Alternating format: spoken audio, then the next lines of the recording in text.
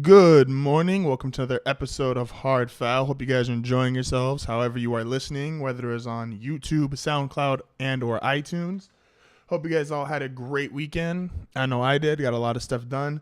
Don't forget to go subscribe to my YouTube, SoundCloud, iTunes. Leave some comments for feedback, you guys. Got new thumbnails. Working on a couple other things you guys will be seeing here over the next couple weeks until I move. And then once I move, I'll probably have to take a week off. But when I come back, the show's going to be bigger, better, look better, sound better, all that stuff. New microphone, new set. It's going to be beautiful, you guys. So let's get into it. So I wanted to talk today. Obviously, we had the first preseason game on Thursday, then the Hall of Fame. So basically, football's back because it's popular enough to be back even when it's not really back. So since it is back right now, let's talk about it. The big news coming out of yesterday was Jay Cutler signs with the Miami Dolphins. What does this mean? So I don't have, being a Bronco fan, I have a much different opinion on Jay Cutler because I saw Jay Cutler during some not so flattering times of his career. Let me take that back. I saw Jay Cutler during the good and bad. Apologize here, my computer's acting up. So I saw Jay Cutler during the good and bad of his career. And to be honest, I think he is a great talent, but kind of like everybody else, something mentally is just not there for him. Whether that is the drive, the will, passion, whatever it is, he does not have it. Not saying he's completely passionless or doesn't have the drive I want to, because I've seen this man hurt his arm twice chasing down interceptions, and you have to have some kind of heart to want to do that. With that, though, Jay Cutler's impact on the Dolphins, I think, will be kind of minimal. What it does mean, though, and what it does set up for, is the next quarterback to be signed. All I heard all weekend, and right or wrong, what I heard was Jay Cutler versus Colin Kaepernick. Who should the Dolphins go and sign? And I think you can make the case for either. Both have shown a skill set worthy of being on a team. Both have shown the skill set worthy of, if your quarterback is out, who should you go and get? The next guy on that list, though, of who you should go get probably isn't Kaepernick. He's probably third or fourth on that list. The next guy to go get, now that Cutler's gone from broadcasting back to football, is how long was he a broadcaster? For like 2 months he was with Fox. Tony Romo, who, despite what has been said, despite comments made, despite actions he's taken, do you really think if a team came into him and was like, hey, we just lost our guy, we need you, a.k.a. Baltimore Ravens, cough, cough, a guy who's 34, or Tony Romo's 37, apologize, Jay Cutler's 34. A guy who's 37, still has a good arm, still is slightly mobile, and even though he's injury prone, still has a lot of talent and probably a lot left in his arm as far as playing potential. You're telling me that if a team like the Jets, who aren't going to be really good, the Browns, who aren't going to be really good, and their quarterback gets hurt and they don't want to necessarily turn to their young – well, the Jets have no one to turn to. I have a really good chance of playing for the Jets this year. But if you have a team like the Browns, maybe they don't want to throw Deshaun Kaiser in there and they're willing to give Tony Romo a $10, $12 million deal, he wouldn't do it. Or how about even better, because if you talk about a team that does have talent, a team that does have potential, and might just be a quarterback away like the Dolphins feel they are. They were a playoff team last year, lost Tannehill, obviously had to start Matt Moore in the playoff game, and thought maybe if we get Tony Romo, that's an upgrade over Matt Moore. Jay Cutler's an upgrade over Matt Moore, or maybe you think, he might be a push with Tannehill. He might not. He has probably more arm talent than Tannehill, and the Dolphins think that's what's going to get them over the top. Why not, if you're the Jacksonville Jaguars, Go after Tony Romo with a burning passion if you're 5 or 6 games into the season and Blake Bortles is just showing he's not going to rebound and that 35 touchdown season was a fluke. Think about this. The Dolphins have what elements to make it appealing for Jay Cutler to go there? Well, they've got a big-time target in Jarvis Landry, who is probably the most underrated receiver in football. They've got a very good defense, an okay to above average offensive line. Let me show you what the Jaguars have, Tony Romo. I'm going to pitch the case for the Jacksonville Jaguars. Tony Romo, if you come to our team, we have 2 dynamic wide receivers in Allen Hurns and Allen Robinson, who are just a season away from both having over 1,200 yards. We have a top 10 defense with more talent coming in and another year with Malik Jackson. We have Leonard Fournette, who's this top 5 rookie running back that we just got, and we think he's going to be great. And we got a pretty good offensive line. So what can we promise you? Dynamic receivers, good running game, great defense. Wow, that sounds like the formula that you won when you were with Dallas in your prime. If I'm Tony Romo, and I'm not, but if I was Tony Romo and I'm looking at that, that's where I'm going. I get it. The broadcasting spot next to John Buck is a great spot to have. It is one of the more illustrious spots in broadcasting to have, which when you have no broadcasting experience to jump right into that is great. That's all good and well. But a $10, $15 million contract for 1 year, especially when you're probably going to be asked to play 9 or 10 games because they're going to start the season with Bortles, you've got to really look into that if you're Tony Romo. Don't stop throwing a football. Don't stop working out. Don't start preparing. You got to give X amount of time to your broadcasting job, but leave an hour or 2 on the side to make sure you keep throwing a football and staying in shape. Because the Jaguars will need to call because I don't see Blake Bortles rebounding.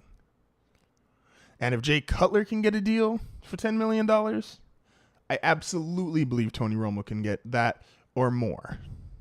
And I think the Jaguars, if you're looking as a talent basis, have more talent than most people think and really are just a quarterback away. I thought the Jaguars were going to be the dark horse team last year.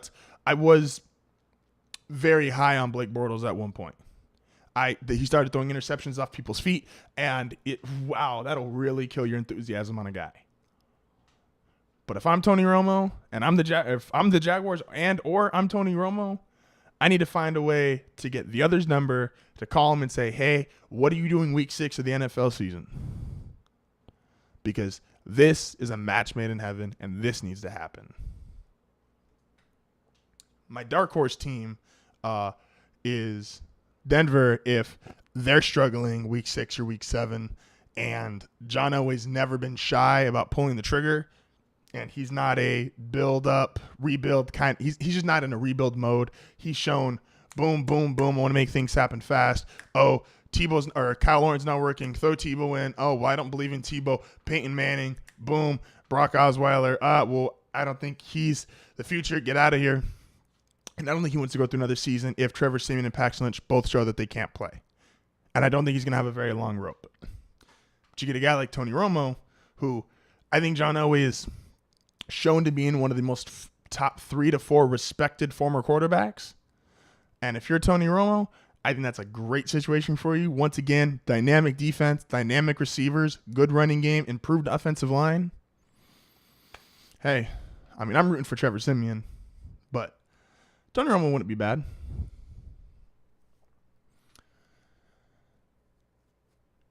Stay hydrated, you guys. When you have a job where you're talking all the time, sometimes your tongue can get dry and it just makes it really hard to talk. So make sure you guys are all staying hydrated out there. Once again, hope you guys all had a great weekend. Like I said, I've been working on stuff, planning, moving out or moving to another location, getting a new studio set up.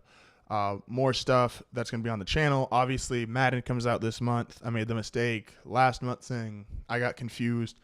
I just knew Madden came out on the 25th. I thought it was July. Turns out it's August. So we'll be having Madden videos come out later this month. It's gonna be a really fun and good month for us.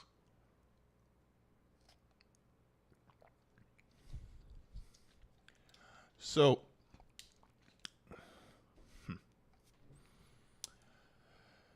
NFL season coming closer. We need to start doing.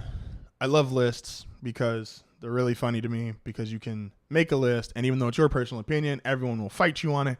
Everyone will get angry at you about it, yet it's nothing more than a list and your opinion. But it sparks conversation and starts conversation, and that's what we're here for. So let's spark and start some more conversations.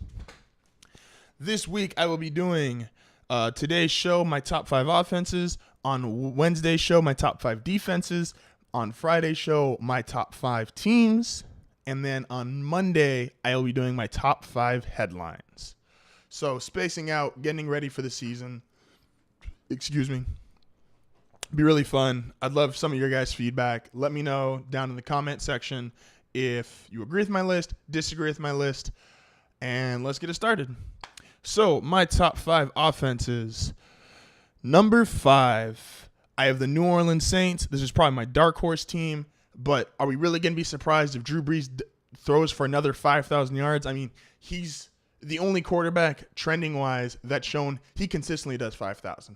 Everybody nowadays with the passing offenses how they are, everyone can throw for 4. Drew Brees is the only guy consistently throwing for 5. I think there's like 8 seasons all time. He's got like 5 of them already. It's crazy. His 5,000 yards. You look at his weapons, Michael Thomas, Kobe Fleener, and basically Drew Brees, even more so than Brady, has turned guys who would be 3rd and 4th receivers into 2nd and 1st receivers. I mean, Marcus Colston, Jimmy Graham.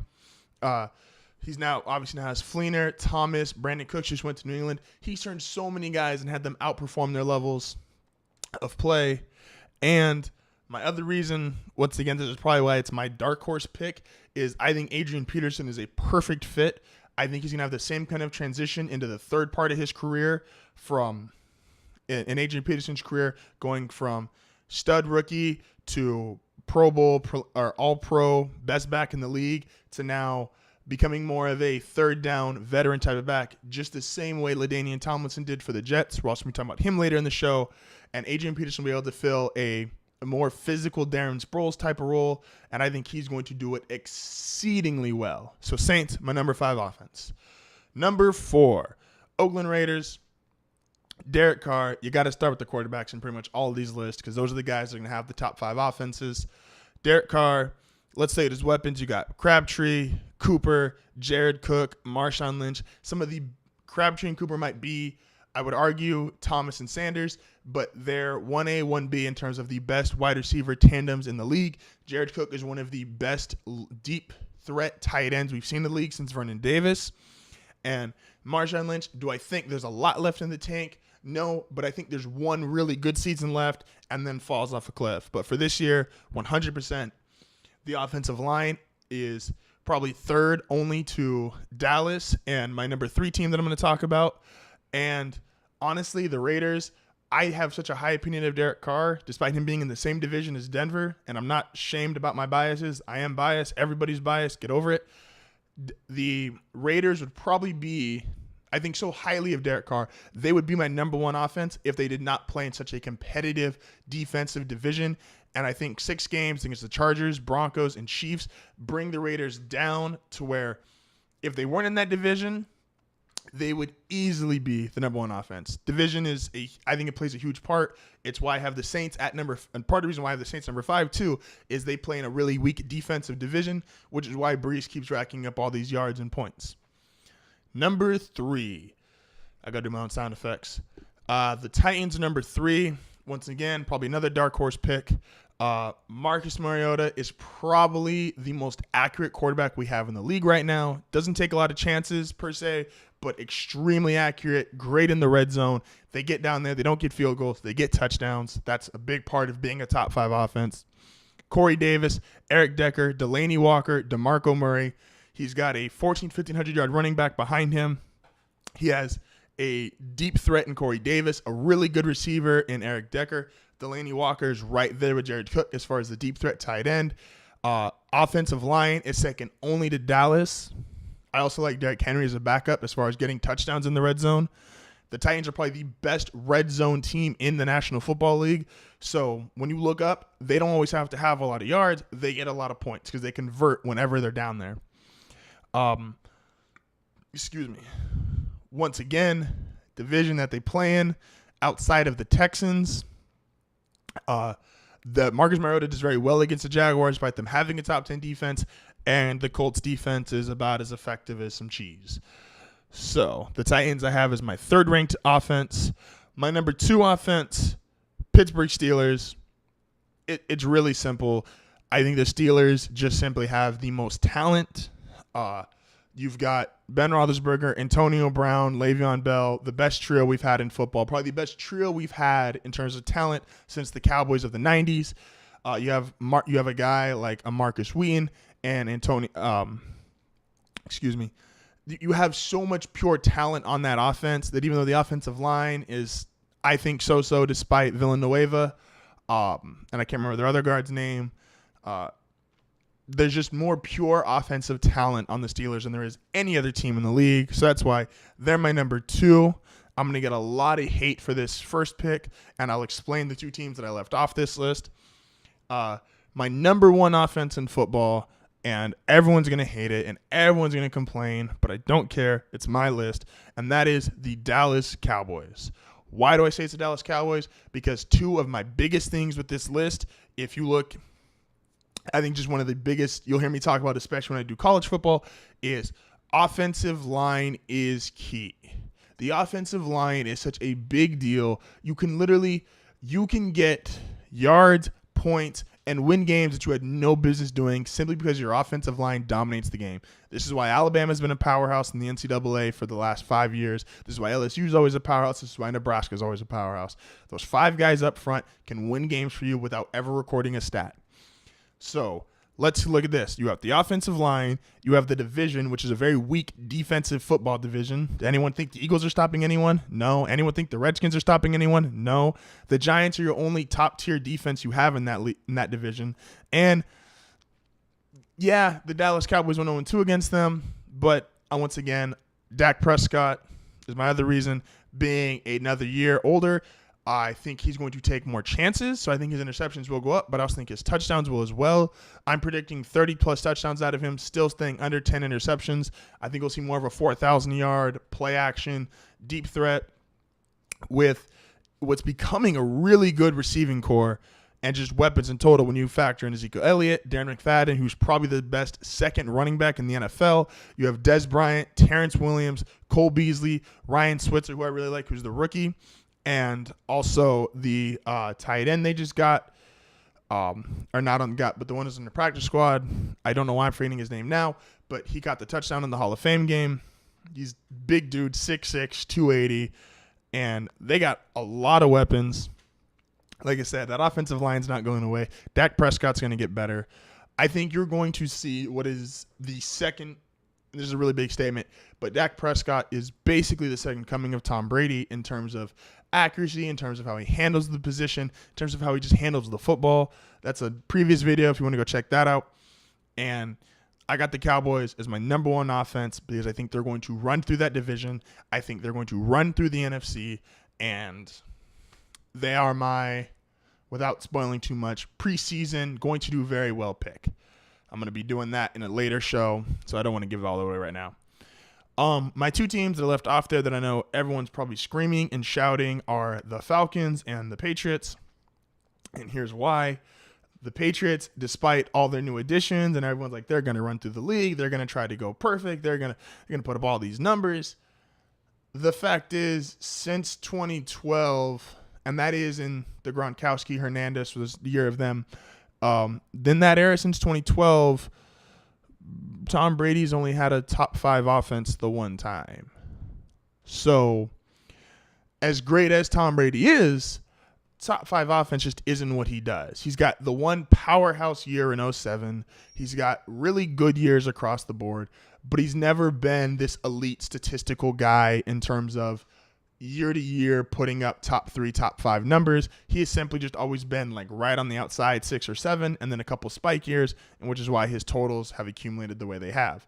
But when you compare him and a guy like Manning or Brees, who he's played along with, they've always have had significantly better passing yards, touchdowns, that kind of deal. So that's why I don't have the Patriots in there.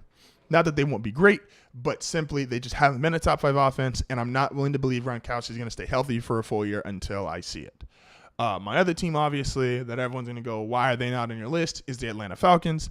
Well, the Atlanta Falcons, like any of the other big-time offenses, and I'm talking about like the 98 Vikings, the 07 Patriots, the 2013 Broncos, those offenses that get into that 500-plus point category and start breaking records, is they'll have huge drop-offs because for whatever reason, and, stick with me here, it's the same reason why I talked about LeBron not being able to do what he did against the Warriors, is everyone has a peak.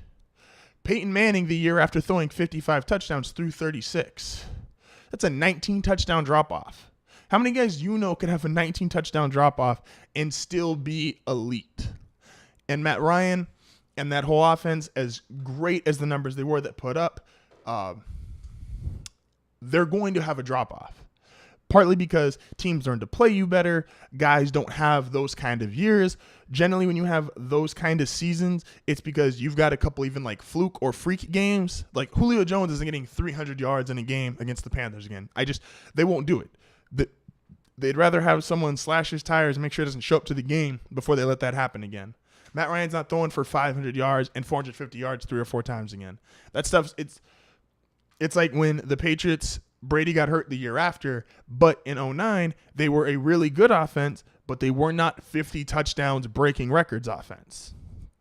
And then the Vikings, once again, same thing. And that team, and 2 of those 3 teams I just mentioned, they had Randy Moss in prime condition. One had Chris Carter, Wes Welker, and the Falcons, I'm sorry, Julio Jones is not Randy Moss.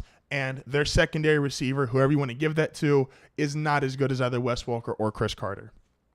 So the Falcons I have dropping off. They will probably both be top 10 offenses, but this is the top 5 list. So reviewing that one more time, my top 5, I have the Saints at 5, the Raiders at 4, the Titans at 3, the Steelers at 2, and the Dallas Cowboys at 1. Once again, division, offensive line, and quarterbacks were my 3 biggest factors in determining who I think the top offenses are going to be. Hey, and maybe I'm wrong. Who knows?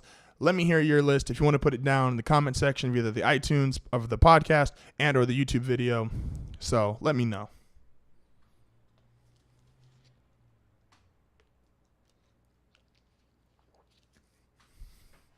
Man, that was a lot of talking really fast. I got a lot of that in today's show, actually. So I do, if you've been following me for a while now, I do player appreciation videos, and it's simply, it really is just that. It's appreciating a guy who's given me entertainment. I know a lot of people watch a lot of TV, and they like their actors or they like their directors if they're into movies. And for me, my entertainment has come from these guys. So I'm like, hey, I'm going to spend a couple minutes appreciating you giving me a lot of entertainment. Generally, when I do these, I really like the player that I'm doing. Whereas the next guy I'm going to talk about, I could not stand while he was playing, but I have the utmost respect for him as a football player. And let me start by saying this. Congratulations to everyone that made it in the 2017 Pro Football Hall of Fame. You guys have heard that a lot, so you don't need someone like me saying it. But congratulations, Jerry Jones, Kurt Warner, LT, my man Terrell Davis. Just all you guys, anyone who makes it into the Hall of Fame, great accomplishment, great careers, bravo. One of those guys who made it into the Hall of Fame, which I think everyone is thinking right now, it's like, oh great, here we go. He's going to talk about Terrell Davis. He got in the Hall of Fame, and I will talk about Terrell Davis at later in this week. But the guy I'm going to focus on right now, LaDainian Tomlinson. Boy, did I hate this person when he was playing. There's very few players that have literally made me want to throw a brick through my TV. You just get so mad, you're just like, and you're ready to throw it and break everything. But LT made me do that on a lot of times. The man's great. The man's a legend. He's in the Hall of Fame, but he pissed me off. Let's go over this really quick. I'm going to do some quick highlights and awards from LaDainian's career. 5-time Pro Bowler, 3-time first-team All-Pro, 3-time second-team All-Pro, NFL MVP, NFL Offensive Player of the Year, Walter Payton Man of the Year, 2-time rushing yard leader, 3-time rushing touchdowns leader, NFL 2000s All-Decade Team, Los Angeles Chargers, sounds weird, number 21 retired, Charger Hall of Fame, consensus All-American, 2-time first-team All-WAC, 2-time WAC Offensive Player of the Year, TCU number 5 retired, 28 rushing touchdowns, NFL record in 06, 31 total touchdowns, 06 NFL record, 18 consecutive games with a touchdown, 13,684 career rushing yards, 4.3 yards per carry, 145 rushing touchdowns, 624 receptions, 4,772 receiving yards, 17 receiving touchdowns.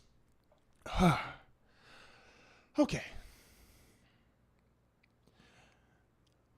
LaDainian Tomlinson did not get enough respect in terms of he was the best player in the NFL from about 2004 to 2009. And everyone's going to sit there and say, no way, no way. Manning and Brady are the best players of the 2000s, and Ray Lewis is the best defensive player of the 2000s. No.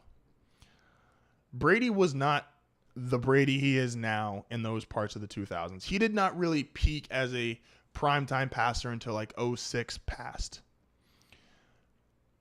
LT and Ray Lewis, who did an interview the other day, even admitted to LT was the best player in the NFL. And he is, in my opinion, he is the MVP of the 2000s. He's on the 2000s All-Decade Team. He was the best player in the 2000s. He was. He was arguably, I cite his year as being the best in about 04. And you could have made a case that he was actually the best as soon as he came in the league. He just kind of got outshouted by Michael Vick doing the things Vick was doing. And because 03 was Michael Vick's 1,000-yard season, and he had more headline, more fanfare, and more attention was on him. But you could have made easily the case LT was the best player. LT is the perfect running back. He could catch, he could block, he could run between the tackles, he could break off long runs. There was nothing he could not do. He was Marshall Faulk 2.0. He's the kind of guy that when you see Mel Kiper and all these other draft people talk about, okay, can he do this? Can he do that? Can he do this? It's basically, can he do what LT did? And LT, you could check him off for every single one of these things.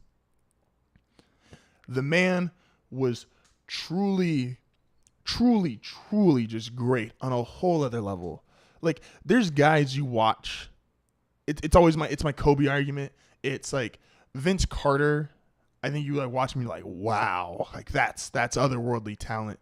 You see a guy like, trying to think here, like you get a guy like Dirk, and you're like, wow, that's big time. That's special. And then you get Kobe, and you're like, there's nothing we can do with this. This is sit back, watch, and just try not to get embarrassed. That's what LT was. You could game plan for him. You could have a strategy for him. You could sit there and say, okay, we're not going to let him do this. But it did not matter. I talked about with Calvin Johnson he was such a freaking force of nature that like they had to put two guys on him when he's on the goal line and basically punt formation. Like there'd be two guys try to jam him and then another safety over the top. LT got to a point where 8 man in the box was for him. And he played with a couple good receivers. This is one guy named Antonio Gates. Don't know if you heard about him. He's pretty okay. Vincent Jackson's, Malcolm Floyd's, a couple okay guys, and they still put 8 guys in the box against him. Oh, he played with these quarterbacks. I don't know if you've heard of them, Drew Brees and Phillip Rivers. Yeah. LaDainian Tomlinson. Which, let me say why. As much praise as I'm giving him right now, I can't stand the guy. And not for anything he did wrong. It was simply he busted Denver's ass every single time they played. You know what highlight I really hate? And I had to watch it like 10, 12 times this weekend? His record-breaking touchdown. You know who he got that against? You know who he scored the most? He scored the most touchdowns. I thought he scored the most touchdowns against Denver. I was wrong. I found earlier. He scored the most touchdowns in his career against the Raiders. Denver was second. So I can't stand the man, and neither can Raider fans probably. But you can't deny greatness, and especially when it's on like that Kobe level of just like, we can't do anything. You could put 8 guys in the box. It don't matter. It is otherworldly performance. It is otherworldly talent. And he was a guy just like Kobe and just like Jordan, like that's aware, but still worked. Like he was aware of like, hey, I've got it. Whatever makes you next level, legendary type talent in a field of guys who are just athletic specimens. Like he had it. My final comment, to finish this off. He one time when he talked about, well, when did you know like you were declining? He's like, I got caught from behind. When I want you to think about this, and I'm not the fastest in the world, and I will admit I'm not the fastest guy in the world, but to have never been like challenged in terms of speed, like to know you are that great that it's like, oh, some dude just caught up to me, and that's how I knew, all right, I'm not that guy anymore. Like that's incredible. That is like Deion Sanders type of I'm that good. And once other people start being in my territory who are already, there's other great players who have to ascend to where I fell from. That's amazing. LT, can't stand you, but I appreciate what you were for football. You were greatness. You were the best player of the 2000s, despite Manning and Brady. And you do have my respect. And now that you're in Canton, you can't unretire, and I don't have to see your ass play again. So, bye, LT. Thank you guys once again. I always say this at the end of every show. I appreciate the support. I appreciate the listens. I appreciate even you guys are willing to deal with me last week when I took the couple of days off. Please keep the subscriptions coming. Keep the listens coming. Keep the views coming. You guys are awesome. I will never stop putting out content. I will never stop recording these. I love doing it. I'm passionate about it, and I'm loving beyond belief seeing the response that I'm getting from you guys. I have people that are talking, some of my friends and associates who are like texting me and calling me and doing like, dude, love that video. Oh, love that topic. And also, please don't be, if you want to hear me talk about something, like I kind of go through and I read a bunch of different stories on like certain websites to kind of get a feel of like what everyone's talking about, what the big stories are. If you have something you want me to talk about, I have no problem doing like a fan response video and saying like, hey, this guy wanted me to talk about this and this is my opinion on it. Love doing this, you guys. I'm always down to talk. And don't forget, hit me up, Snapchat, Twitter, Facebook, Instagram, HardFoul Podcast.